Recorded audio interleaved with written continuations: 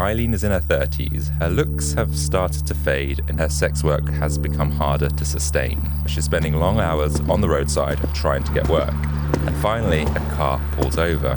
She made her way to the passenger side and climbed into the car of Richard Mallory, and they drove until they found a place where no one would disturb them. Then he tied her hands to the steering wheel and said, "You're going to do whatever I want, and if you don't, I'll kill you." Okay, so this is like flight or fight in this moment, right? Aileen said that he raped her, and when she broke free, she reached into her bag, wrapped her fingers around a pistol, and fired. Wow. This story is steeped in tragedy. We're talking about someone where the word victim, well, it applies to both sides. This is wild because what do you believe here, right? It doesn't sound like it was premeditated.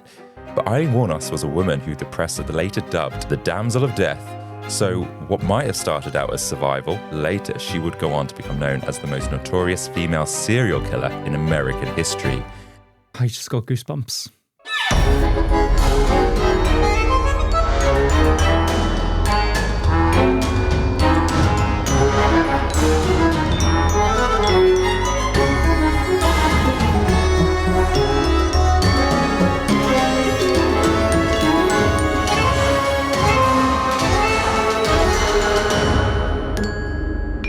Welcome to The Compendium, an assembly of fascinating things, a weekly variety podcast that gives you just enough information to stand your ground at any social gathering. We explore stories from the darker corners of true crime, the hidden gems of history, and the jaw-dropping deeds of extraordinary people. I'm your ringmaster for this episode, Adam Cox. And I'm the senior sausage roll temperature auditor at the Compendium Circus. I don't think that's a thing. Basically, I monitor the sausage rolls leaving the concession tent to ensure that they're all within the optimal warm but not litigious range temperature of 43 to 47 degrees Celsius. It's a very important role. I've never heard sausage rolls being described at a litigious temperature. Oh, especially after the sausage roll toddler incident of 2021 when a child basically weaponized a warm pastry because his mum wouldn't buy him candy floss. The incident resulted in a blinded clown, and now we call him Sightless Sam.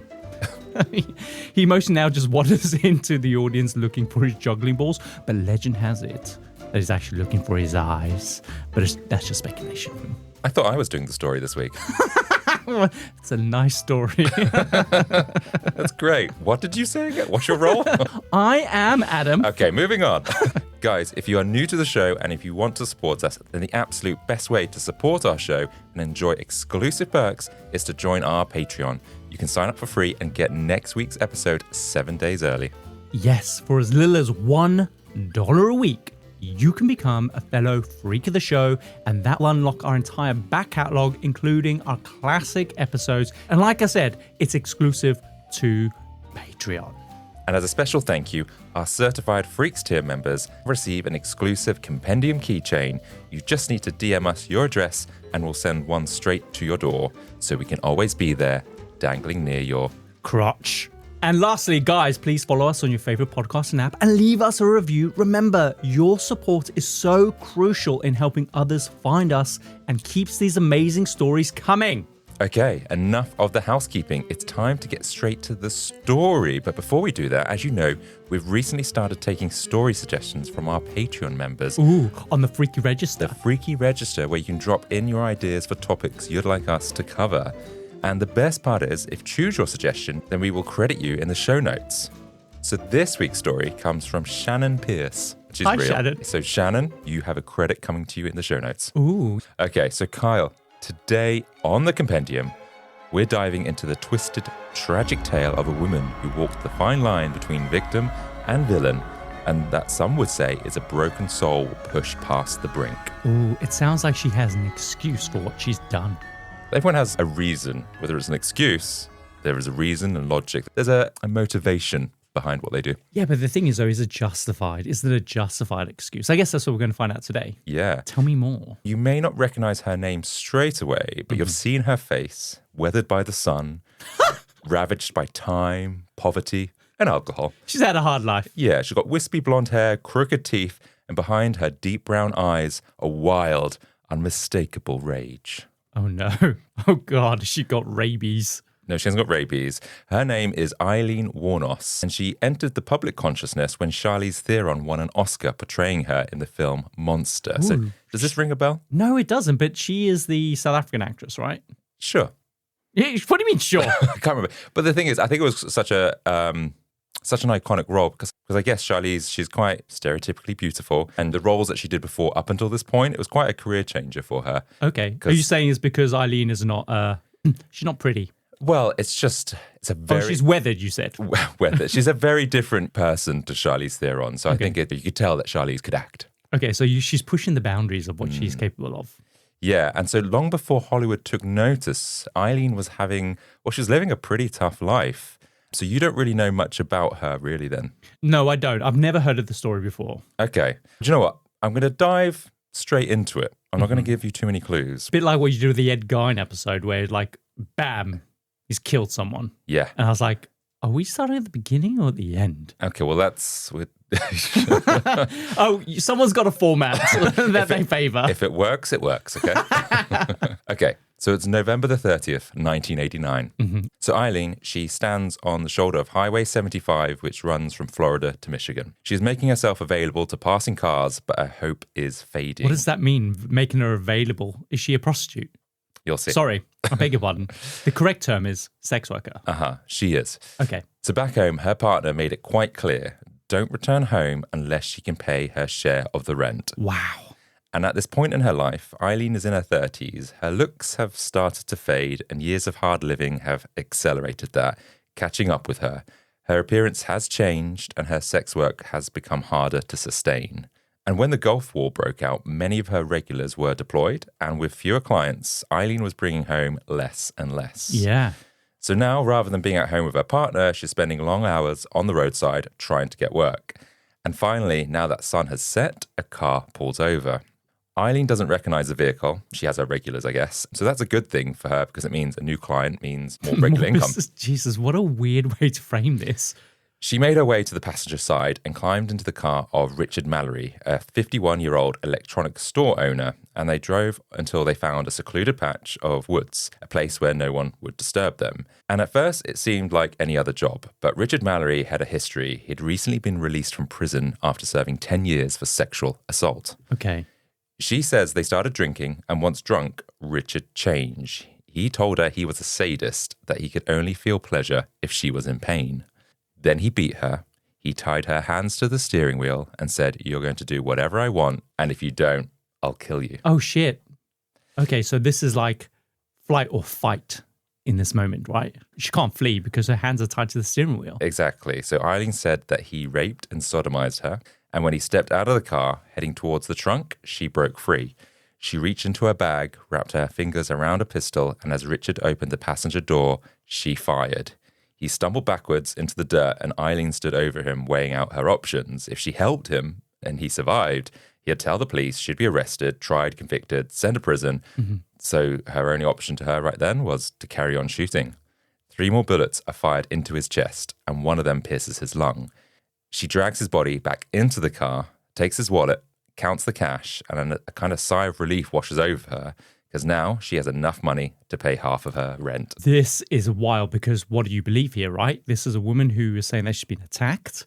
We know, of course, this is a whole episode about this woman. So I don't know. Has she been attacked or has she done this in cold blood to rob him because she needs to go home with money? We're going to try and unpick this, Kyle. Okay. And find out, because this is Eileen's first murder. And from the sound of it, because we only have Eileen's version of events to go off, this is her trying to survive this horrible ordeal. It doesn't sound like it was premeditated. But Aileen Wuornos was a woman who the press later dubbed everything from America's boogie woman to the damsel of death to the more callous highway hooker. So what might have started out as survival because she was raped, later would go on to become known as the most notorious female serial killer in American history. And that all started on that night in November in 1989. Wow, you don't get many female serial killers, do you? No, absolutely not, which is why I think when Charlize Theron played her, it was a big deal. There's been dozens of documentaries on Aileen. Some call her a thrill killer, a predator, But Aileen Wuornos always insisted that it wasn't about the thrill, it was always about survival. But how many people did she kill, or will we go through that? We'll go through that. So she's a serial killer, so she's definitely killed more than 2 people, as that amazing guide that took us on the Jack the Ripper tour of London told us. Yes. So if she's killed more than 2 people, let's assume she's killed 5 people. Mm-hmm. There's 5 instances where she had to fight for her life, and they all started after this date. How long has she been a prostitute for? Let's assume she's been a prostitute for, let's say, decades, and only up until this point, all of a sudden she's having to start to fight for her life. I'm a little bit dubious. I'm dubious, Adam. Okay. She's a cold blood killer. Let's get into it. This story is steeped in tragedy. We're talking about someone where the word victim, well, it applies both sides. She's a victim herself as well as a villain. And as I mentioned, a lot of this information does come from Aileen herself, because after all, we can't speak for her victims. And some of the stuff we can't easily corroborate with her family because they've died at this point. Sure. And this could also easily be just used as her defense. So it's difficult to understand whether or not to believe her as being a victim or whether or not she is a cold-blooded killer. So this is an interesting thing for us to try and unpack during this episode. Yeah, it's one of the things that some of the information you might have to take with a grain of salt. But if you watch Aileen in some of her interviews, because she does do quite a few of them, she doesn't hide the fact who she is. She does lie, of course, but usually there's another reason behind that lie. Like what? We'll cover that as we go through the story. But yeah, she does change her motivation a few times. But that's the issue, though. If your story keeps changing, it's difficult to maintain credibility around these things. It's going to just work against you in those instances. So I'm really fascinated by this already. Yeah. Okay, so why was Richard Mallory the catalyst that turned her into a serial killer? Well, we have to start at the very beginning. Here we go. As we like to do. Aileen Carol Pittman was born on February the 29th, 1956. She got the name Pittman from her father, but she dropped that and took her mother's maiden name later on. Her birthplace was Rochester, Michigan, but she was raised in the nearby city of Troy. Now, Troy ranks as one of the best suburbs in Michigan right now, but back in the 1950s and 60s, it was pretty unsafe. Aileen grew up in one of the tougher neighborhoods, a place marked by hardship, judgment, and heavy-handed moral expectations. So this community was deeply religious, and it played a key part in her upbringing. Her mother, Diane, was just 16 when Aileen was born. Her father, Leo, was 20, and they had married as teenagers, so they were just 14 and 18, but their relationship quickly dissolved. Wow, that's young, eh? It is. I didn't realize 14 was even an age you could get married. I think at different times now, right? There was a time when that was completely acceptable, but it's just so weird to think now that you can be a functioning adult legally, capable of fornicating and having a child and getting married. But it's weird. I look at my nephew who's 15 and I'm like, you behave like an imbecile. Yeah. I wouldn't trust him with a child. I think like you perhaps grew up faster then, like you had to get a job and stuff like that. So people or kids these days are allowed to be kids for longer. Yeah. But even still, I think back then you'd have to have parental consent, but still very young. And I think one of the reasons why their parents might have allowed Diane and Leo to marry so young was the fact that Diane was pregnant. So it was a shotgun wedding. Oh, okay. So Diane married at 14. She had a son called Keith at 15 and then had Aileen at 16. Wow. God. All those kids in such a short space of time is mental. Yeah. But Diane and Leo's marriage was short-lived. They filed for divorce just 2 months before Aileen's birth. Aileen never met her biological father, Leo. And at the time of her birth, Leo was in prison serving time for kidnapping and raping a 7-year-old child. Shit! Yeah, not a nice man. No, But God. he was also diagnosed with schizophrenia, so potentially some mental health issues there. But either way, that doesn't excuse what he did. No. Reports say he was physically violent towards Diane, Aileen's mum, and was also abusive towards Keith as well. So yeah, a violent, not nice man. This left Diane to raise her 2 kids by herself. But having 2 young children and only being 18 perhaps at this point, it took its toll. She was a young mother by herself. And so by the time Aileen was 3, her mother, who often turned to alcohol, abandoned her children, leaving them in the care of her parents, Lowry and Britta. Wow. Do you know what? The fact that these 2, Diane and Leo, have all these problems and they're not even 20 is just wild to me. Wild. Yeah. One is really violent and a convicted sex offender. The other one turned to alcoholism. She's got 2 kids. She can't cope. Not a We good are start. so lucky to be 30 and still getting handouts from my parents. Are we all still 30? I am. Okay. So in later interviews, it's clear Aileen carried this deep resentment towards her mother, Diane. She spoke about her biological mother with anger, sometimes even disgust, and never once with affection. Aileen would never really see her again except at family funerals. Wow. And is that purely because she feels like her mother abandoned her? Yeah. But her mum's got all these problems. Yeah, she has her own reasons, but I don't know whether she made any effort after that or whether it was easier just to leave it to the grandparents to raise Keith and Aileen. Instead, Aileen refers to her grandparents, Lowry and Britta, as her real parents. But as complicated as that sounds, there were long-standing rumours that Lowry may have been more than just her grandfather, that he could have been her biological father. No. That's just rumours, but it is often repeated. Wow. Okay. God. And it could go to some degree at explaining why Diane was so messed up, if true being abused by her father. So Diane left her children in the custody of her parents due to her alcoholism. But that didn't mean Aileen and her brothers were safe. They were not these cuddly, warm grandparents that you might come to expect. Mm-hmm. Lowry and Britta were also heavy drinkers. Part of the family was marked by this addiction, violence, and control. They officially adopted Aileen and her brother Keith, but their home was strict, it was cold, sometimes quite brutal. Lowry in particular was known to be verbally and physically abusive. Both children grew up believing their grandparents were actually their real parents as well. Really? Wow. And they also endured quite frequent and cruel beatings behind closed doors as My well. God. I feel awful for these kids. What a mess. These are your grandparents. They should be buying you toys and giving you money and spoiling you. But Yeah. it's just awful. The fact that they even got their shit together to file the paperwork to officially adopt them is amazing to me based on what you've just described. Yeah, and they're supposed to be this Christian household. Yeah. Oh, God, here we go. And that's obviously not criticizing Christians, but I guess Aileen and Keith grew up in this kind of unsupervised household, running wild, they were getting hurt, and all this chaos, even though they're supposed to be in this kind of religious household. Yeah, so you painted a good picture there because you've set the scene for history basically repeating itself, generational trauma affecting you as you go off into the world. Got it. And so around this time, Aileen was also struggling to fit into school. She had few friends, often kept to herself, and spent most of her time with Keith. He was the only person she really trusted, and their bond was forged through this shared trauma. But outside the home, she was desperate for belonging, for any kind of acceptance, and soon that search would lead her somewhere dangerous, a place the local kids called the Pits. Ooh. And it's where the cool kids would go on a Friday night. Teenagers would take beers, they'd smoke, they'd hang out, and Aileen decided that she was going to go over there to see what it was all about and try and make some friends. So she went down there and she asked for a beer from one of the boys. He said, "Oh, you have to do something for that."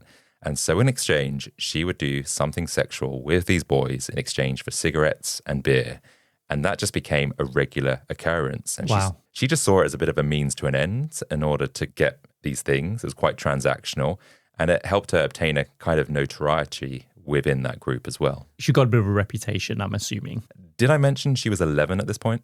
Fuck off! What?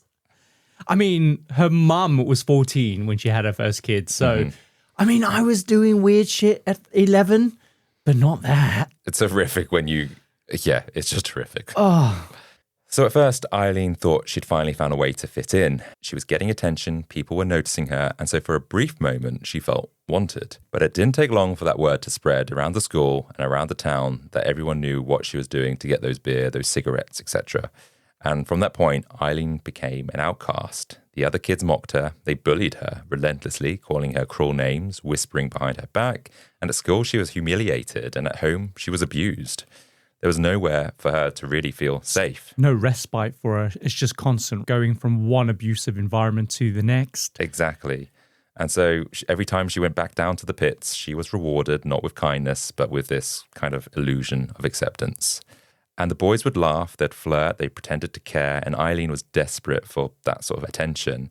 And whilst at first she felt like she was being noticed, that attention came at the cost of her self-worth.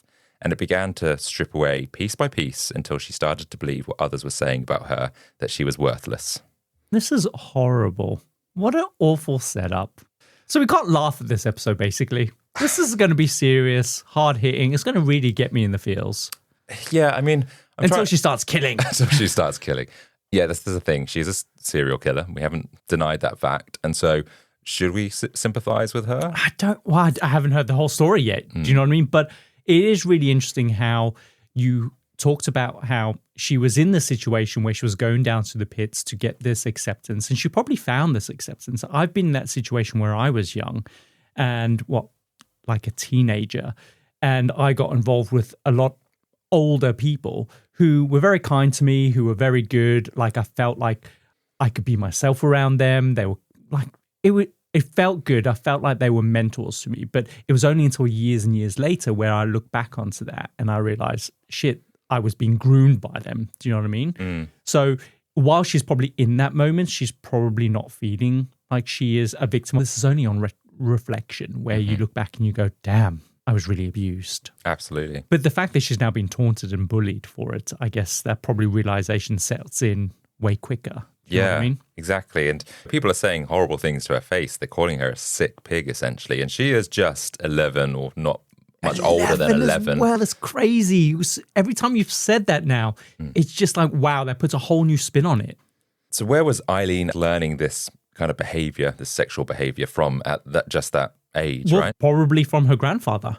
Was one of them. She has said that she was abused as a child from her grandfather. She was also having sexual relations with her brother, Keith. No.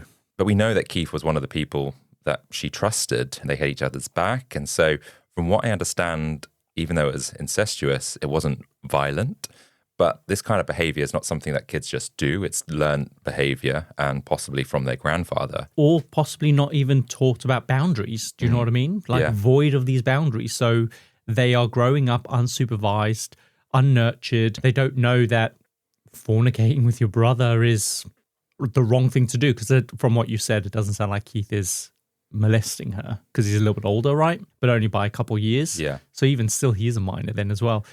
What an awful situation to be. And we've seen this case, I guess, before with these actions being copied from what's being done to them. We know that from the Menendez brothers, if they are to be believed, that Lyle Menendez had abused his own brother as a result of what his father did to him.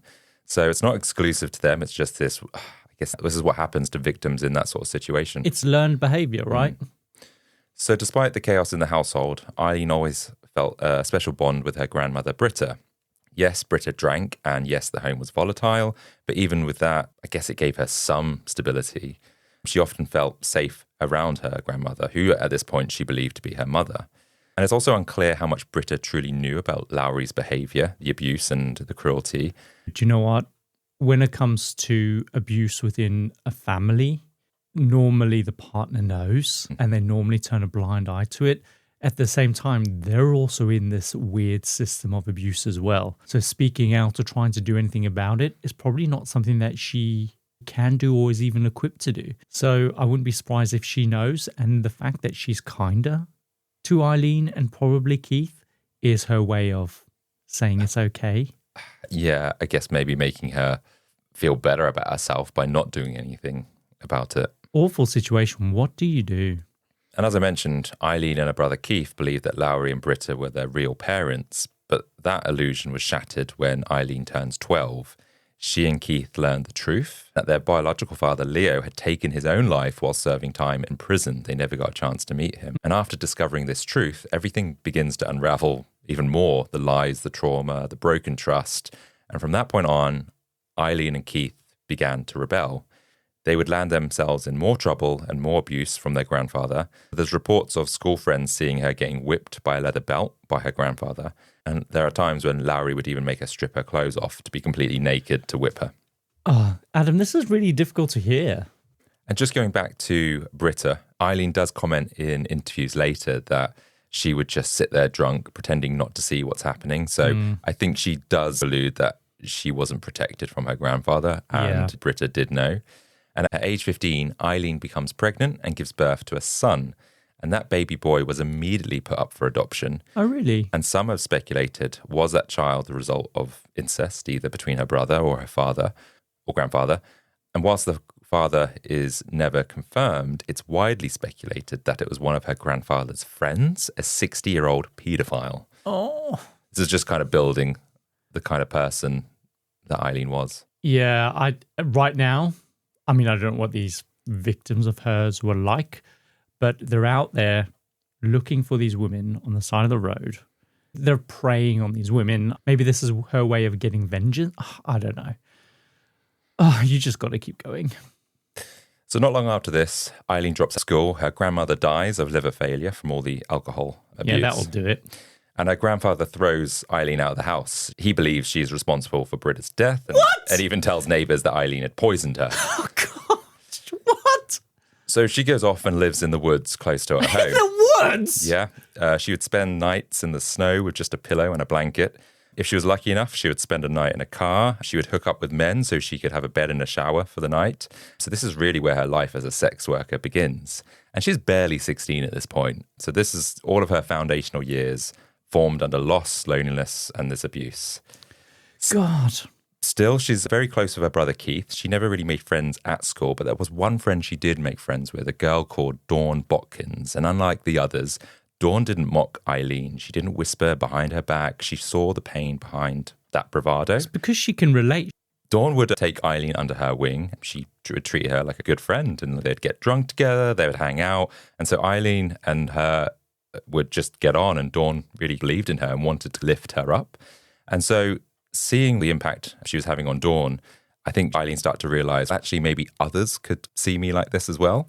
So she makes a plan. She scrapes together every dollar she has. She buys some cigarettes, some beers, and she throws a party. And she invites all these kids from the pits, the cool ones, over to this party. Okay. And to Aileen, this is a moment that she could start to be accepted. The house fills up quickly. People are laughing. Music's playing. But what is she doing differently than the other times that she's just gone down to the pits? She just got cigarettes and she's hoping to win them over with cigarettes. I think she's trying to... try and show off a little bit, I guess. Try and host, try and make friendships. But that didn't work out because these boys, they grab her, they push her out the door, and she's locked outside. Of her own house? Her own house, whilst the others trash the place. Oh, God. Yeah, no hope left, really. So Aileen gave up on her family, her classmates, and she's fed up of living outside in the cold. And so she wants to go somewhere warmer, basically, find a new life for herself. So she begins to hitchhike across the country, hoping to find this new life. And often the way she'd pay for those rides she'd do sexual favors. Eventually, Aileen makes her way to Florida. She wanted somewhere warmer, so she arrives at Daytona Beach. And this very nice. It's a popular tourist hub. And That's where Joey lost his virginity. Really? From Friends. Remember when he was 13 and went on summer break? Was it Daytona Beach? Oh, I don't know. And he was like, oh, you went to summer break? Yeah, I was 13. I can't remember that, but it sounds about right. And she becomes quickly known in the sex work circles. Over 2 years. That's a badge of honor. I guess. I mean, if you're new to town and you make your mark, then I guess there's some new meat in town. Yeah. Her name's Aileen. Check her out. Exactly, because over those 2 years, she claimed to have seen more than 1,000 male clients. Whoa. Her rates were really low, though. That'll do it. Yeah. She'd often see 7 to 8 men a night. Whoa. Walking away with $200, which I don't know how much that would equate to back then, but even still. A lot of money. Yeah, but apparently it's even still quite low for that kind of thing back then. And she's probably, 18, 19 at this point? So the stamina is boding well for her at this point.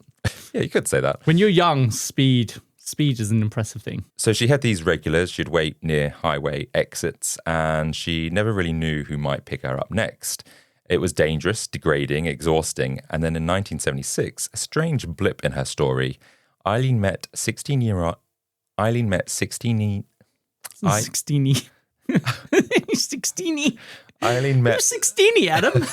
Aileen met 69-year-old Oh, Lewis 69. Bell. I was going to say, damn, that is young to be hiring a prostitute. And then you finally got it out. I was like, 69. Yeah. It's a good age. Yeah. Good age, 69. He's a former president of the Florida Yacht Club, and what happened next is quite unexpected because against all odds, he seems charmed by her, and in mid-May, just a few months after they met, he marries her.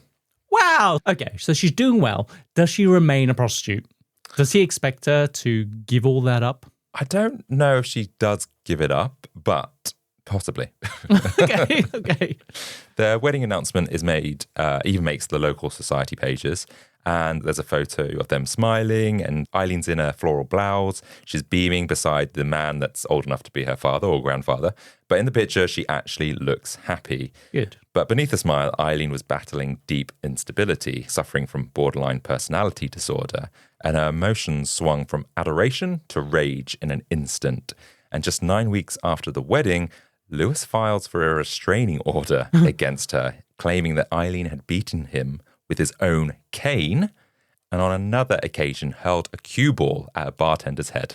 Yeah, that will cause some damage. Jeez. So the marriage collapsed almost as fast as it began, which is a real shame because it seemed like, despite the age gap, this was someone that could be a bit of a rock or a constant for her. Yeah, a bit of stability, get her sorted. He was a big deal. He was like president of the Rotary Club or whatever that is. The yacht club. Oh, the yacht club. So he's got a yacht. I assume that he's a nice man. I mean, he's 69, he's hired a prostitute. And he's got a yacht. My point is, I don't know how nice you can be if you're going out there exploiting women, but it's such a vicious cycle because these women depend on their income. So I don't know. I've got no opinion on that. Yeah, I don't know if that's how they met. I mean, it's likely, but I don't know if that is how they met. I think the thing is, like, he wasn't probably equipped to deal with or reason with her or be try and get some rational response from Aileen if her sense of or her personality is flipping between rage and everything else. Then not many people are equipped for that, and she probably wasn't taking medication at the time. She probably wasn't diagnosed until probably after. I'm assuming everything happened. So soon enough, Aileen is back on the streets, at least full time now, back to the sex work, the bar fights, and drifting from one bad night to the next. Worse still, just days after her marriage ended, she receives even worse news. Her brother Keith, the only person she ever really truly loved growing up, has now died of throat cancer. He was just 21 years old. What? What is this guy smoking? Who knows? She hadn't even known he was sick. Really? Yeah, the loss kind of crushed her, really. She's got pretty much no one now, right? She lost her mum, she lost her dad, she got a brother.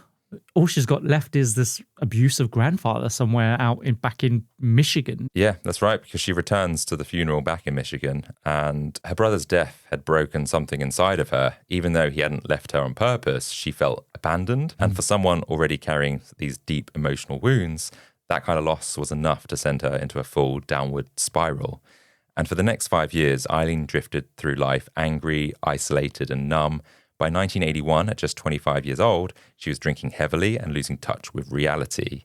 And then came the turning point, because one hot Florida afternoon, wearing nothing but a bikini, Aileen robbed a convenience store at gunpoint.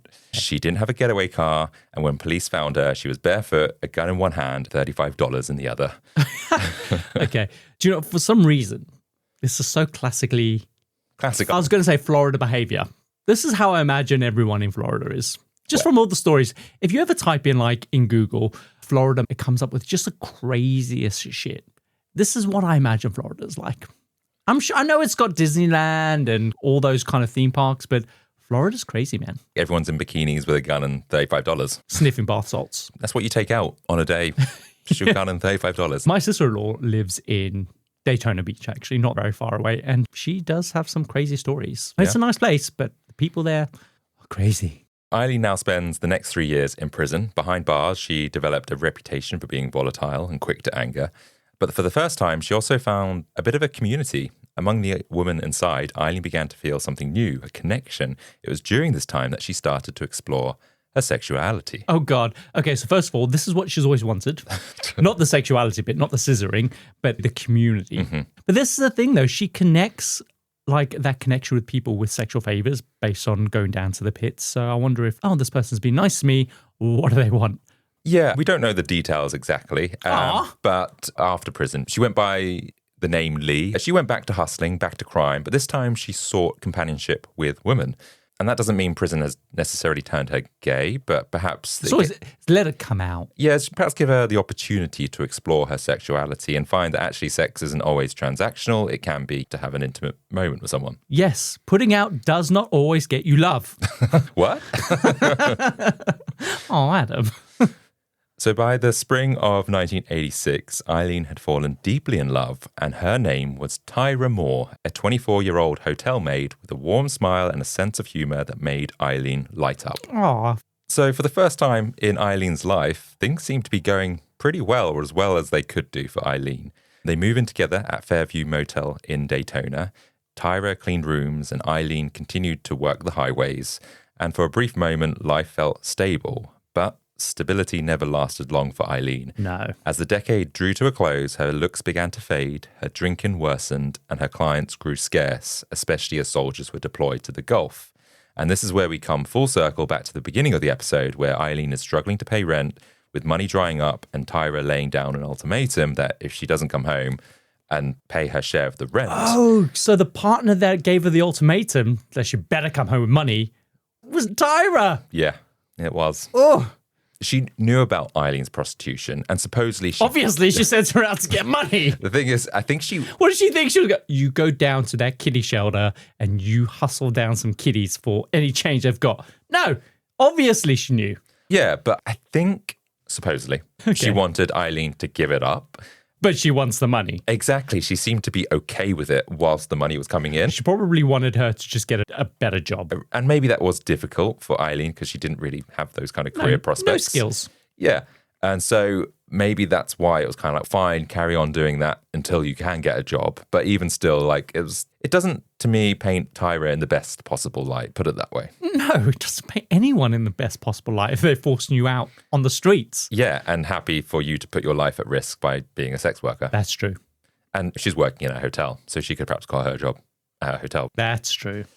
So maybe Aileen wasn't easy to get on with at that time, and she's probably quite stubborn as well. So we're going to come back to Tyra's response to Eileen's work and what she does a little bit later. What, the killing? Yeah. So she knows about it.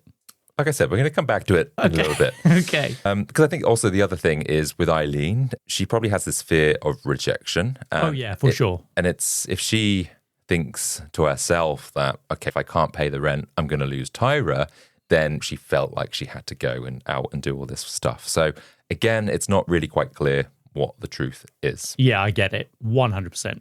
So in her mind, there's only one solution. She just needs to get money and do whatever it took to get it. And that is when on November the 30th, 1989, standing on the shoulder of Highway 75, Aileen would kill Richard Mallory. And also, understandably, because as she said, she was tied to the steering wheel, she was attacked, she was raped, and it's all pretty horrific. Allegedly. Allegedly. But I don't think she really deserved any of this, not as a child or that abuse, not as an adult, not at the hands of these other men. So something in her perhaps snapped that night, perhaps in genuine defense to protect herself, perhaps something else just flipped a switch to say no more. Yeah. But for now, with Richard dead, she has enough money to pay her rent and to keep Tyra happy. But first, there's a body to move, and so she's shaking with rage, she's got adrenaline flowing through her and a weird sense of joy. Aileen drives Richard Mallory out to a nearby junkyard. So she drags him out of sight, covers him with a carpet, and then drives his Cadillac back to Fairview Motel. She bursts through the door. She's got a wad of cash in her hand, and she calls Tyra outside. And on the hood of the car, she lays out Richard's valuables, a watch, a wallet, a camera, as if they're these kind of trophies. And when Tyra asks, oh, what's happened? Aileen confesses that she killed a client in self-defense. She's showing off all the stuff. And look what I got. Yeah. So what does Tyra say? Tyra says that she was terrified of her and she didn't know what to do. So she asks Aileen just to never speak of it again. We'll keep the money, we'll keep the valuables, we'll keep the car, but let's never speak of this again. But that is the thing. Whether that's true or a story that Tyra tells later as a way for her to seem innocent. Oh, yeah, of course. Like plausible deniability. Yeah. She covers up the murder, but she's happy to keep the money and the valuables. Yeah. But she does refuse the car. She says that's too risky and likely to lead to the police knocking on their door. Sure, smart. So they drive the Cadillac up the coast to Ormond Beach. They abandon it in a remote patch of woods and hike back to the motel. The next morning, a deputy finds the abandoned car, searches it, and reports an empty wallet, unused condoms, and an empty vodka bottle. Oh, that's unused condoms. That's suspicious. Yeah. We need to get homicide here. Stat. There hasn't been any sex. Yeah, but the vodka's been drunk. He files a report about the abandoned vehicle, but no one expects any murder. For now, Richard Mallory is a missing ex-con who could be sleeping off a hangover somewhere. Meanwhile, Aileen and Tyra, they're doing okay. Aileen had visited a pawn shop, getting what she could for Richard Mallory's valuables. The big ticket item was his camera, which she hoped would fetch a decent sum. The pawn shop owner tells Aileen that, yeah, he'll take it, but he needs to see some ID and take her thumbprint, which is pretty standard in pawn shops because it helps police track stolen goods. Aileen agrees and she gets her money and the rent is paid. For Aileen, it feels like a victory, but to me, it feels like a rookie mistake. You've stolen something, you're given your thumbprint. Yeah. Oh, and you killed a guy. Yeah. Yeah. Yeah. She's just giving the police everything they need. That deputy, once he goes, okay, guys, the most suspicious part of this is the unused condoms. We really need to look into this. Get the thumbprints. There's a man out there who is not there in his car and he's not had sex. Yeah. We need to look into this. And now, pawn shop, ID, and also thumbprint. Just 2 weeks later, scavengers in the junkyard where Richard was dumped notices a bird circling near an old carpet. So curious, they pull it back and they discover Richard Mallory, half naked, blood-stained, partially decomposed, pockets had been emptied, hands picked apart by vultures. And police identify the body and could tell the body was moved after death. And so therefore assumed a male killer because it's a big guy. They didn't expect a woman to be able to do this. So that's all their clues at this point. So how does she move him in a carpet? God, she must be quite strong. But looking at the picture of her online, she looks very frail. Probably when she was in prison, just as when she's still a young woman. She can move a giant man. I couldn't even do that. But this is when all the clues dry up. Apart from that, the police don't really have much to go on. Across town, Eileen's money is now starting to dry up. She's back on the highway looking for work, but something in her has changed. Before she took men's money, she accepted their insults and she survived. Now, after what she calls justice, she sees them differently. Her clients are no longer merely customers. She tells herself she'd rid the streets of an abuser. Yeah, so basically what's happening here is she's gained a lot of confidence from this kill, right? No one goes into prostitution willingly, but she's been doing this with a fear at the back of her mind. She's possibly now, with this kill, claimed back a bit of power that's given her a certain degree of confidence. But now her justification that she's ridding the world of an abuser is her way of justifying what she's done. Yeah. Crazy. I get it. I get it, Adam. So fast forward to May the 19th, 1990. 43-year-old construction worker David Spears goes missing in Florida. Then, just 12 days later, on the 31st of May, Charles Carkscadden disappears along Interstate 75. Yeah, it is actually. Carkscadden. He was traveling from Boonville, Arkansas, to Tampa, where was that? Arkansas. I can never say that. Arkansas. Yeah, Arkansas, where he planned to meet his fiancée, but neither men would basically make it home. On June the 1st, David Spears, the second guy, is discovered. He's found naked except for a baseball cap. He's been shot 6 times in the torso and left in a remote area. Police first suspect the man who found the body, a land surveyor named Matthew Colking, because he's known for carrying a gun, he's known for his temper, but he gets defensive and angry, but investigators believe his emotional response is consistent with someone telling the truth. Then on June the 6th, another body turns up, this time John Doe in Pasco County. So, like, John Doe is an unidentified man. That's not his real name. Oh, I thought that was his real name. No, that's if the victim is unidentified, they just give them the name John Doe. If it's a woman, it's Jane Doe. Oh. You're a stupid bitch. Hang on. Oh, yeah, no, John Doe is not on the kill list. Okay. How did I? No, Yeah. it's fine. It's a plausible mistake to make, Adam. It's fine. Aren't you supposed to be like a true crime podcaster? Shouldn't you know that? Isn't that like 101 of true crime podcasting? Okay, I'll cut to the gist. Basically, this guy's dead. They find him. He's been shot with a .22 caliber pistol, and they're like, "Oh, that's the same one that shot Richard Mallory back in November." So Right. there's the connection. Okay, I see. Great. And we think his name's John Doe. No, this guy's actually called John Doe. Oh. So now the police have multiple bodies that are piling up, all within a similar distance, all shot with the same weapon. So they're starting to see a pattern emerging. Serial killer. Yeah, and then David Spears' truck is soon found. It's abandoned along the interstate. Doors are unlocked. License plate is missing. And so giving the physical size of the victim and where he's been dumped and the car's been dumped and everything else, the police are still assuming at this point that the killer must be a man. Yeah. And so what they're trying to think of is why these men, how are they all connected? And so for Aileen, we know she was a survivor of rape, not just from Richard's story, but possibly from her grandfather. So are we thinking that all the men that she's been killing, they've got a history of sexual violence? And is she getting back at them? Is that the motive? But the thing is, though, at this point, they still believe it is a male that's killing these people. Yeah. If they just discarded that for a second and left an open mind, they would realize that the thing that they all have in common is that they potentially frequent sex workers. And that would then potentially lead them to a female. But the fact that they're convinced it's a male leaves that question open. What's the thing that connects them all? Yeah, at the moment, they can't find the motive. The other thing that's quite interesting is that most victims of assault wouldn't necessarily go back to where they were assaulted. But Aileen, she went back to the highways almost immediately after Richard's death. Well, it's because that's how she gets work, right? That's her place of work. She has to clock in. True, yeah. She perhaps doesn't have much choice. There's not that many other highway intersections where she can stop off. But I guess it's an interesting thing for someone that's typically attacked that they would avoid that trauma, but she goes straight back into it because I guess she needs the money. Or she's now got this kind of something in her head to go, I'm going after these men now. Sure. I think it would be possible that, as you said, her looks are dwindling.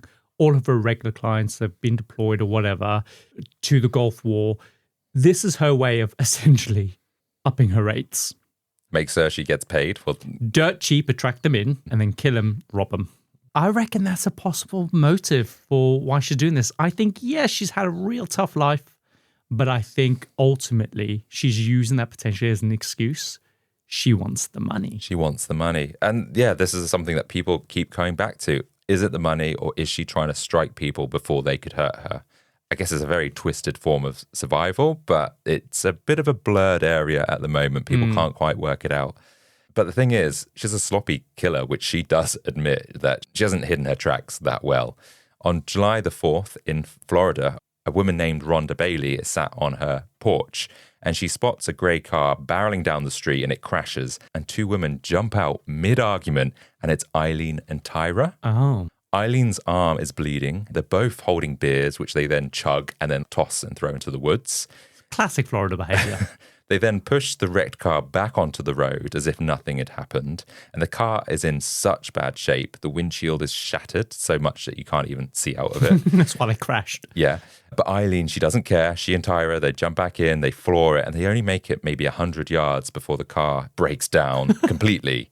And so on her porch, Rhonda's, this seems a bit odd. I should call the police. And that's exactly what she does. Yeah, this seems different. It seems more severe than the last car that came barreling down. Yeah. I'm going to let them know. So she calls the police. Hubert Hewitt, which is an interesting name. Hewitt.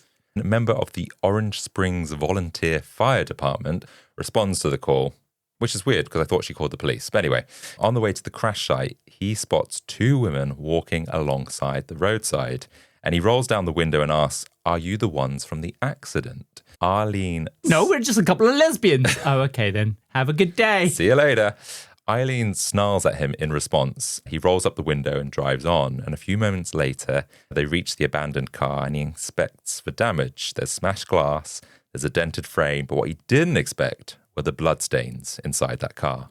Because Eileen's hand was bleeding. Possibly that.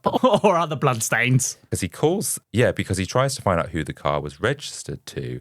And it's to a guy called Peter Sims, a 65-year-old retiree who worked with a Christian outreach ministry. He'd been missing for nearly a month. And so the scene made it clear something terrible had happened. Hewitt now realized the women who cursed at him were very likely behind what's happened. But by then, Aileen and Tyra were gone. So forensic teams combed through the wreck, and on the driver's side door, they lifted a clean palm print, but it didn't match anyone in the system. Not yet, at least. Still, a nationwide teletype bulletin is put out. Police now had a composite sketch put together and a physical description of Aileen and Tyra that they were officially now wanted. E-fits never really lead anywhere. I want to see what Tyra looks like, if that's all right. Okay. What's her surname? Moore, Moore. Oh, she's beautiful. That's not her. Tyra Moore. Yeah. Oh, yeah, she is. She's a handsome woman. Tyra Moore. She's missing a tooth. I would be scared of her. She has got such thick hair around such a tiny little face. Yeah, I think it's the teeth that stood out to me. It's not the best teeth. Yeah. Okay, so this is good to know. I now have... And Aileen, she's not unattractive. Yeah, Aileen was a good-looking woman Yeah. back in her day. So Aileen and Tyra were officially wanted, but at first only in connection with Peter Siem's disappearance. But very soon they'd have to answer for something else. On the morning of July the 30th, 50-year-old Troy Burris sets out as a delivery driver. He was expected back that same afternoon, but he did not return. His manager began calling around, fearing he'd been in a car accident, and they quickly discovered that Troy never made it to his final few delivery stops. So he stopped for a prostitute on the way to a delivery stop. I assume so. God, where's the Amazon delivery driver? Maybe they didn't have such strict times back then. No, yeah, you can't even stop for a pee break or anything. They pee in bottles, don't they, some of them? Yeah. God. A few days later, on August the 4th, a group of people having a picnic near a lake find Troy's decomposing body. He's been shot twice in the torso, left in a wooden clearing off a highway 8 miles from his abandoned truck. And what they can see is that he was shot with the same weapon and the same disposal method. So again, that pattern is forming, right? Then the next month, on September the 11th, Florida Police Chief Charles Humphreys is reported missing. The next day, the body is found fully clothed and had suffered 6 gunshots to the head and torso. Humphrey's car was later found several counties north of where his body was, so they had clearly stolen his car again. Until now, people had argued that Aileen's victims were perhaps aggressive clients, men who might have tried to hurt her first. But Charles Humphrey's family have firmly denied any suggestion that he would have picked up a sex worker, which I guess you're going to deny that your father or whatever would have done this. But I think even then, if he had hired a prostitute, what they're trying to say is he's not a violent man. Sure, yeah. So the thing is, was this particular attack about self-defense or was something else happening? Was there trouble in the relationship between Aileen and Tyra? And was this fueling Aileen's decline? So what are you saying, that Tyra was forcing her down this avenue? Or just that maybe their relationship was breaking down under the stress of what was going on, and was that the reason she perhaps acted out and killed this other man? Because yeah, if he isn't a violent man, then why would Aileen have killed him? We know it's for the money, right? They've gotten addicted to it. Yeah. On November the 18th, 1990, Aileen found herself 3 hours northwest of Daytona, and early that evening, she and Tyra had a major argument. Tyra was going to leave her, and Aileen could feel it. The thought terrified her. Oh. So she left in a rage, trying to clear her head, but before long, she was back to her old habits. She waved down a man for what was supposed to be a quick encounter, but a few hours later... Hang on. Let's stop there. So she's having a fight with a partner. It's blown up. She's really freaking out. And she's, please don't leave me, please don't leave me. And she goes to run after her and she's like, oh, let me just quickly stop real quick. No, she heads out because she's like, I need to get out of the house. And so she goes to work. She flags a man down. They're just going to do the thing. But then a few hours later, this man is now dead. Yeah. Okay. And it's 60-year-old Walter Antonio. He's found partly naked and shot 4 times in the back. So now there's been 7 murders, 7 dead men in the space of a year. Wow. Okay. She's got a bit of a history on her. She's probably, 30s now? So it can't be the trauma because it's just come out of nowhere. She's gotten the buzz for something and she's continuing with it. And I'm sure it's the money. Police had, at this point, connected those murders. It was the same .22 caliber weapon, same dumping style, same region. This wasn't a standalone incident. This was the work of a serial killer. And do they know if it's a woman at this point? But still at this point, I think they thought it was a man because of the strength it would take to move the bodies into these remote locations. Men underestimating women. Less people could have died if men just didn't underestimate women. That's definitely one way of looking at it. But yeah, I don't think anyone would have perhaps suspected, because some people say that Aileen was, I don't know if she's the first female serial killer, but she's definitely one of the most notorious. Yeah, now. for sure. And the thing is, something didn't sit right with some of the police looking into this. They were like, is it a man? They're not quite sure. After all, nobody really stopped for hitchhikers anymore. They were considered dangerous, which meant whoever was thumbing for a ride must have come across as non-threatening. That's when the detective on the case remembered about the two women spotted fleeing the crash of Peter Siem's car. Now he was still missing, but he had a strong feeling that the two women had more to do with the whole sort of killing spree that happened. So he got to work and he made a few calls to the press. And by the end of November, police sketches of Aileen and Tyra were printed in newspapers across the state, urging the public to come forward with any tips. And when Aileen saw the sketch, she felt physically ill because... It looked just like me. What are the chances? I don't look anything like that. She didn't know what to do except get rid of the murder weapon, so she drove out to a bridge and tossed her .22 caliber pistol into the water. By mid-December, police were flooded with tips. The most promising came from a man in Homosassa Springs who had rented a trailer to Aileen and Tyra a year earlier. He remembered Tyra's full name, but only recalled Aileen as Lee, and they had been staying at the Fairview Motel, or rather where they used to stay. Because once the police sketches had hit the papers, Tyra snapped. She packed up, left Aileen behind, and fled to her sister's home in Pennsylvania. So she'd broken up with Aileen, essentially. Yeah. Aileen is heartbroken, and so she leaves the Fairview Hotel the same day. And just like that, she vanishes again, and the task force were back at square one. But not for long, because the detective had another idea. Since all the victims had been robbed, he started checking pawn shops around the Daytona area. Smart. Exactly, and it paid off. He found Richard Mallory's camera, the same one that Aileen had pawned almost a year earlier. And even better, the shop still had her thumbprint on file. But you say even better because, he's not going to get rid of that. Oh, I'll keep this for a couple of weeks and then chuck it. Well, I don't know. Keep it on file for ages. Yeah, I don't know how long they have to keep it. But the fact is, they've got this thumbprint, and then later the print is matched to the palm print lifted from the door of Peter Siem's car. So now they had a name, and it was Aileen Carol Wuornos. Wow. Okay. So now they're going to go after her. Yeah, they just had to track her down. Where is she, though? She's left the Fairview Hotel. Is she gone back to Michigan? No, she's still in Florida. She's at a Port Orange pub. It's January the 8th, 1991. She's 34 years old at this point. She's not doing well since Tyra's left. She was alone, homeless again, and too depressed to work. She's been sleeping in an abandoned car seat outside the Last Resort bar. Well, she just found a random car and she's been sleeping in it. Yeah. And they've just left the door unlocked. Or she's doing like a Phoebe buffet and she's got her little car unlock little thing that she puts through the windscreen. I read it as she slept in or on an abandoned car seat, not an abandoned car. So she's just like in the woods again. She's got experience. She knows how to deal with the cold. That night in this bar, two men walked in, introducing themselves as Bucket and Drums. Oh, God. Great names again. They were posing as drug dealers, but they were undercover cops. They bought Aileen a beer, chatted with her for about an hour. They played along. She liked them, and they just left before midnight, confident that they'd found their target.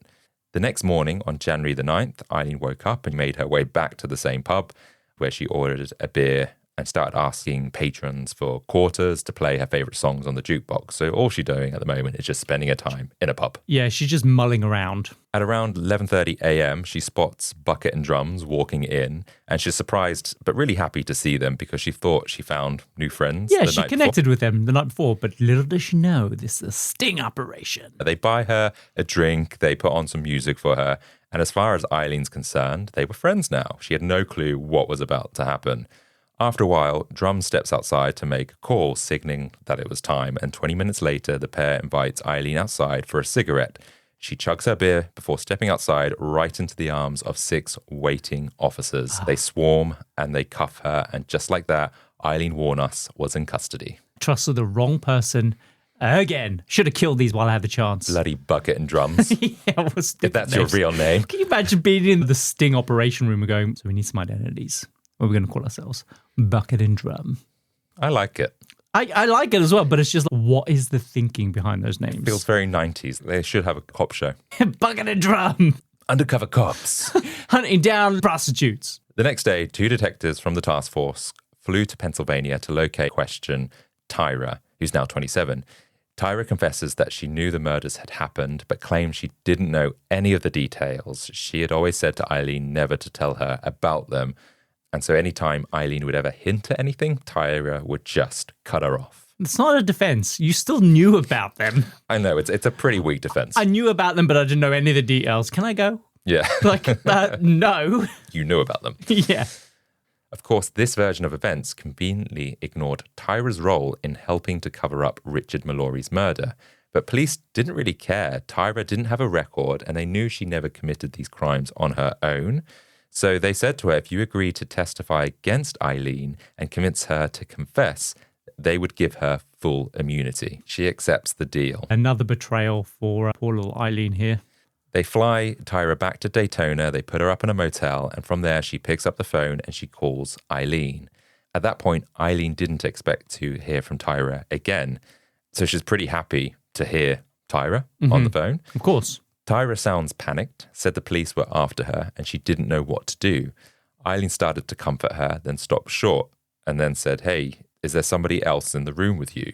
And Tyra sort of denies it, but Aileen kind of knew better. She said quietly, just go ahead and tell them what they want to know, okay? I'll cover for you because you're innocent. I'm not going to let you go to jail. If I have to confess, I will. Aileen. So, she quite intuitive. She knew that this was a sting operation. And she was like, don't worry, you're innocent. I'm going to take the fall for you. She loved this chick. She did. And the next day, Aileen did as she said she would. She confessed to all 7 murders, including that of Peter Sims, whose body was never found. At times, Aileen Wuornos showed deep remorse for what she'd done. She once whispered in an interview, I wish to God I wasn't a hooker. And in her original confession, she genuinely believed she was acting in self-defense, reminding herself she never provoked these men. I don't believe it because it's 7 within a year. Do you know what I mean? And she didn't have any need to feel like she needed to protect herself before this, and she had a lot of years on it. But also, really interestingly though, her saying, don't worry, to Tyra on the phone, I will take the fall, makes me suggest that within there, even though she confessed, that Tyra was more involved than she was. And it is bizarre that all these murders only started happening after she got involved with Tyra.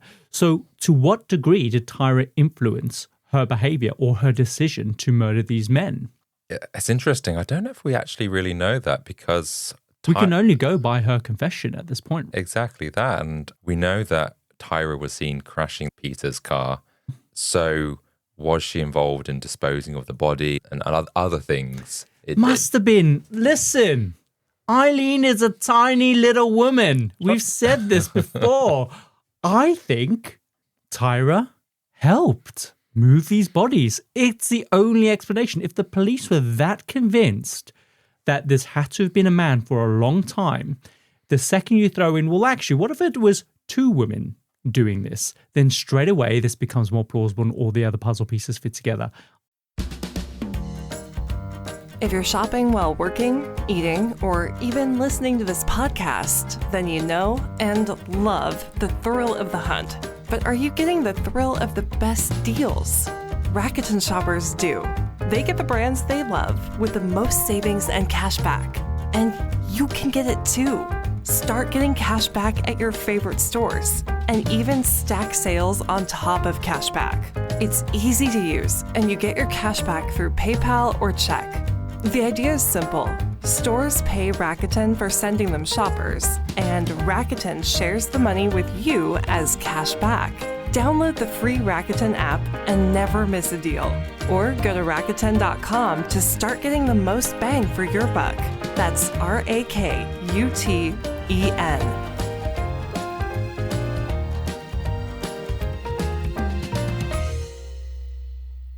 I think Tyra was involved more than anyone is letting on. I don't disagree. I don't think we know. No, we don't know. But we can speculate. We can speculate. And that's what we're doing. So over the next year, as prosecutors prepared for the trial, Aileen became a national sensation. Producers and journalists came knocking. She tried to sell the rights to her story, hoping to make money, only to learn that Florida law prohibits prisoners from profiting off their own crimes. Yeah, a bit like O.J. Simpson. But the thing is, and I guess the reason the story is so intriguing is it's a female. Mm-hmm. She's a serial killer. And also the MO is just so different to what we do know of other serial killers. A good example would be Nanny Doss, the grandma killer.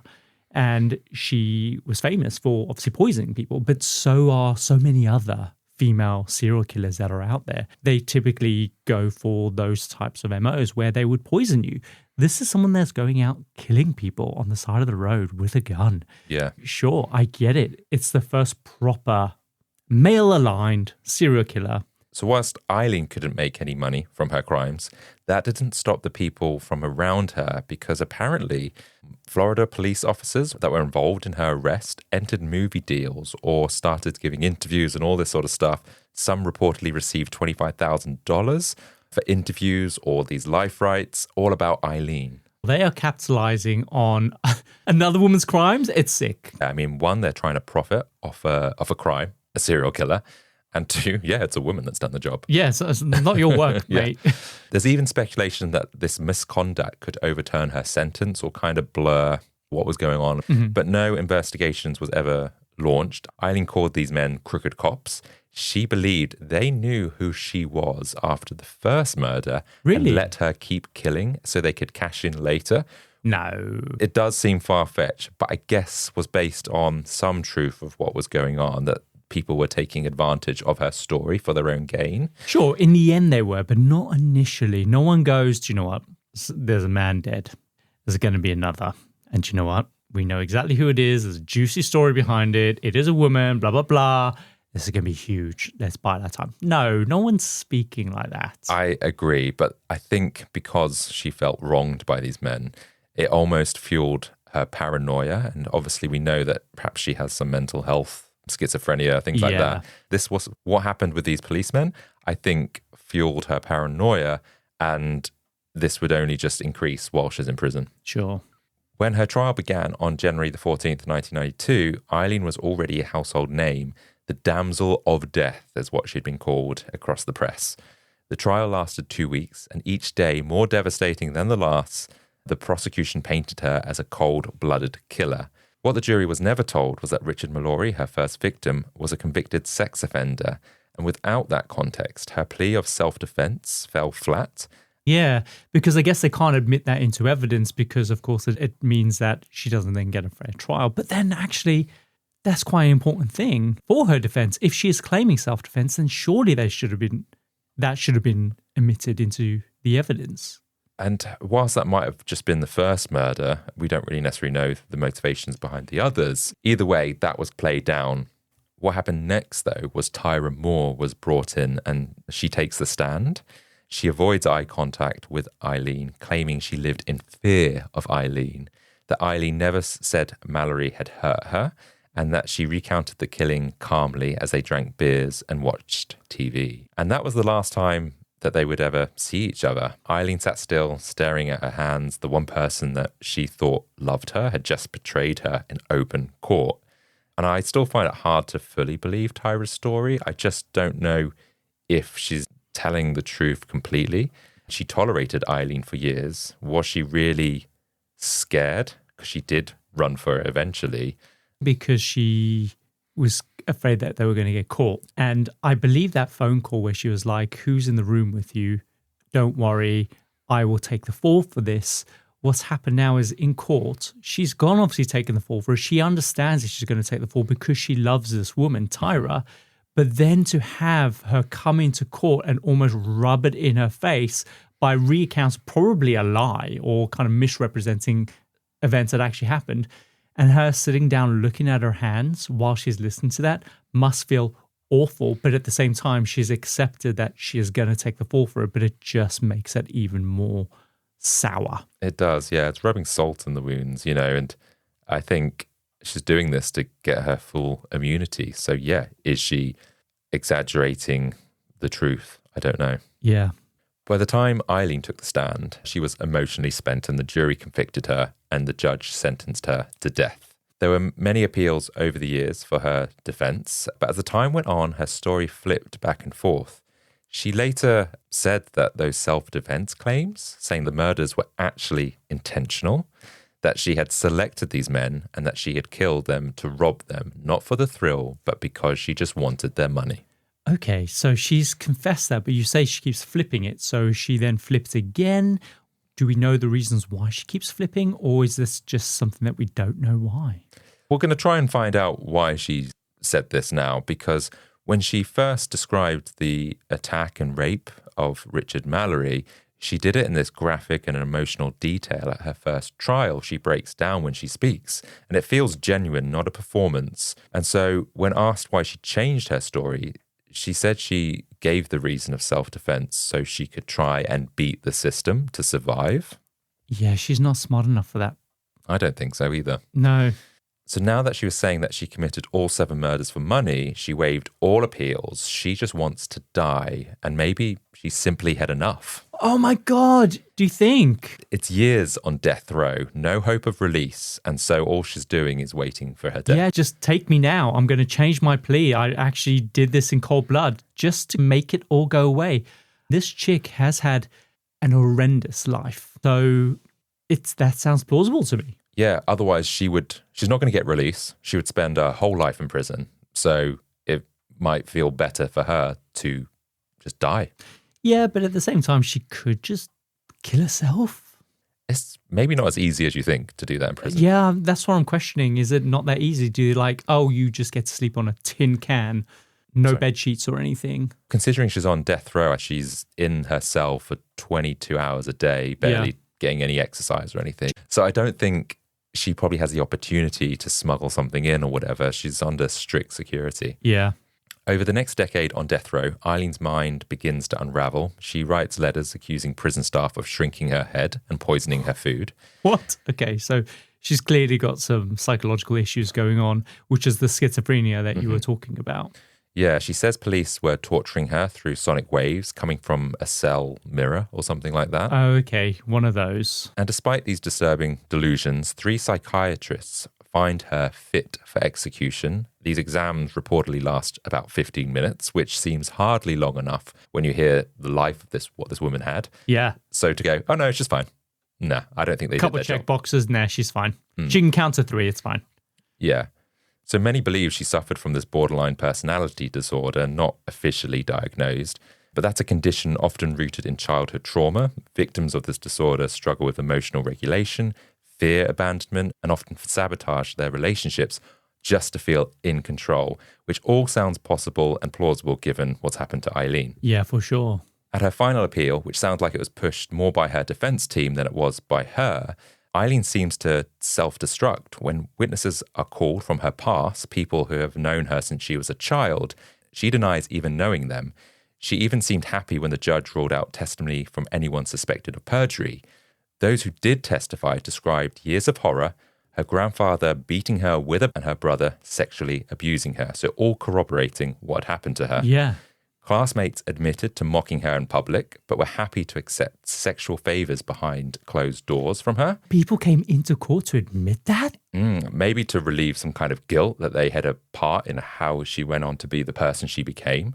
Jeez. There was one guy who said that she wanted to have a relationship with him, but he wanted to keep whatever they did a secret, and he was happy to publicly humiliate her. So he confessed this in court. This is horrible. The world, even the ones that aren't around killing people, are just awful. But Aileen, she didn't want their pity. She didn't want to be seen as a victim. And yet when she received her first death sentence for the murder of Richard Mallory all those years ago, you could tell she was shattered. She left the courtroom shouting that she had been raped, pointing to the scratches on the steering wheel as proof she had been tied up and fought to break free, which again just didn't add up. And so caused people to follow her story on death row, trying to find out what was the actual truth. And in the final moments of her life, Aileen gave several interviews. She reiterated that none of the murders were self-defense and that they were all for money. But when the camera kept rolling, she whispered that she couldn't handle a life sentence and said Richard Mallory was self-defense. Wow. So again, as you just said, when she was screaming at the court to look at the scratch marks on the steering wheel, I believe that first one probably was, right? That was the first one. But when she realized that actually I took control in that situation and I came out the other end victorious. That's when maybe she was like, this is easier than I thought. And then she's gone down this dark path. I believe it. I think that Richard Mallory was self-defense, but the others were probably for money. Yeah, maybe the others were too. She couldn't say more or not on the record. I think she does allude to the fact that maybe there were others which were self-defense, but the thing is she never says that they were all self-defense. We just don't know which ones, but I agree that she either got a taste for it was money. She managed to deal with that. At the end of the day, it sounds like it's very apparent that some of them were about the money and she did kill them in cold blood. And so she probably still deserves her conviction.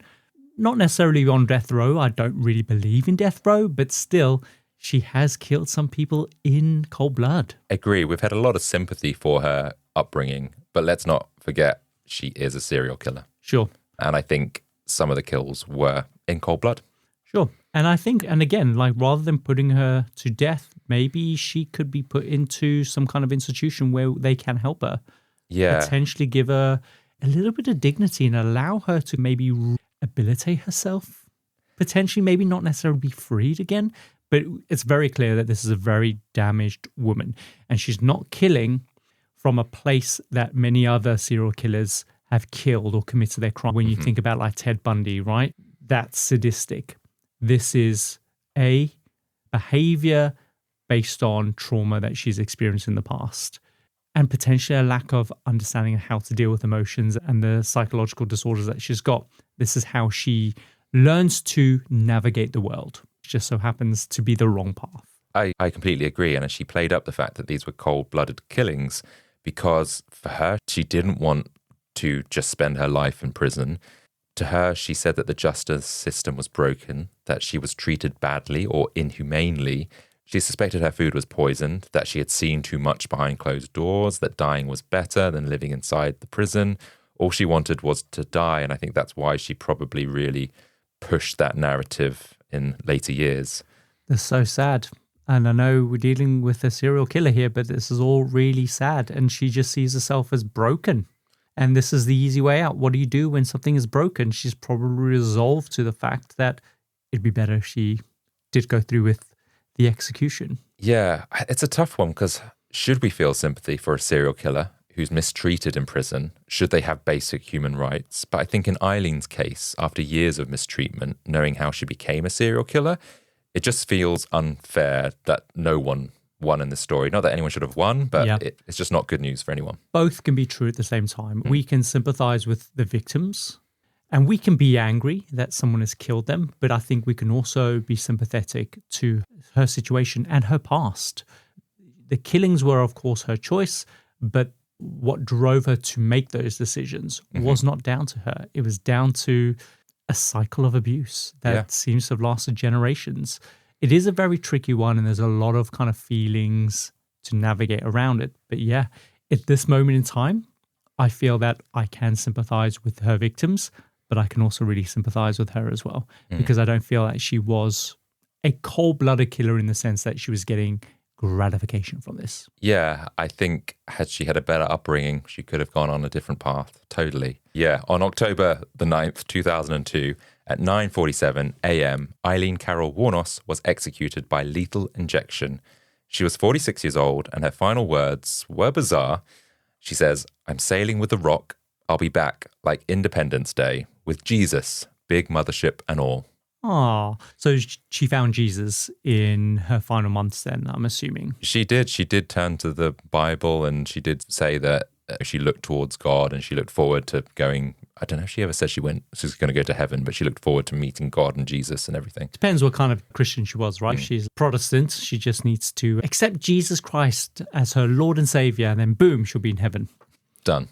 So after her death, her ashes were sent to Troy, Michigan, to her childhood friend, Dawn Botkins. Oh, so what did Botkins do with her ashes? Dawn wrote to her every day in prison. And she, Really? Yeah, and she scattered Eileen's ashes beneath a walnut tree in her backyard. There was no ceremony, no mourners, just one woman saying goodbye to a friend who never really had a chance. Ooh, I just got goosebumps. Aileen Wuornos left the world the same way she lived in it, alone.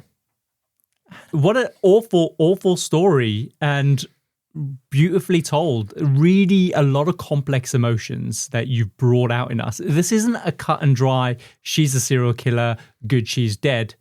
This is a traumatized woman who's got a very complicated history and probably killed for very complicated reasons. Wow. Yeah. Thanks, Shannon Pierce. And that is the story of Aileen Wuornos, the Damsel of Death. Wow. I don't know what to say. I think we've covered it all, to be honest. That was a bit of a whirlwind, that one. Really sad.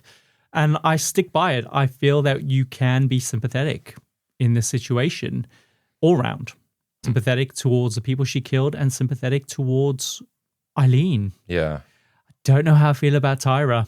I don't. I think she's remarried and she's gone to live a normal life afterwards. Maybe she feels guilt. I don't know. I'm not saying that she was guilty and that she killed these men. I just feel like she had a light sentencing, really, or yeah. Yeah. Crazy. Very good episode, Adam. I really appreciate that one. Shall we run the outro then for this week? And that brings us to the end of another fascinating foray into the compendium, an assembly of fascinating things. If today's episode sparked your curiosity, then please do us a favor and follow us on your favorite podcasting app or sign up for free on our Patreon. It truly makes a world of difference and really helps more people discover the show. And for our dedicated freaks out there, don't forget next week's episode is already waiting for you on our Patreon. Completely free of charge, 1 week early. If you cannot wait, there it is. Sign up, please. And if you want even more, then join our Certified Freaks tier and unlock our entire archive, delve into our exclusive content, and get a sneak peek of what's coming next. You can even have your name in lights by suggesting a topic we should cover. We'd really love you to be part of this growing community. We drop new episodes every Tuesday. And until then, remember, not every victim stays one, and not every villain starts out as one. Adam. See you next week.